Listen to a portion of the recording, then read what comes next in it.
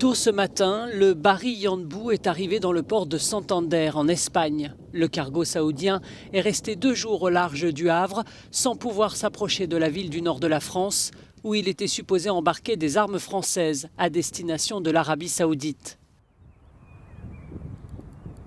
Le cargo géant de 220 mètres n'a pas pu embarquer 8 canons de type César, selon le site d'investigation Disclose, empêché par des associations qui estiment que les armes pourraient être utilisées contre des civils au Yémen.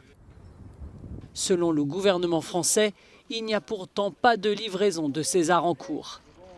Et Paris, qui reconnaît vendre des armes à Riyad, affirme régulièrement qu'elles ne sont utilisées que de manière défensive et pas sur la ligne de front.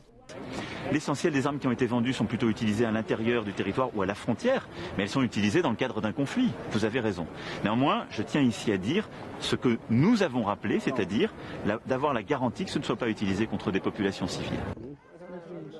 Le site Disclose dément, s'appuyant sur une note de la direction du renseignement militaire indiquant que, je cite, « 48 canons César produits par l'industriel français Nexter appuient les troupes soutenues par Riyad ».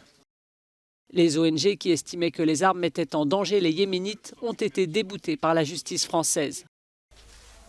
Depuis 2015, l'Arabie saoudite, à la tête d'une coalition, mène une guerre au Yémen contre les rebelles Houthis, soutenus par l'Iran.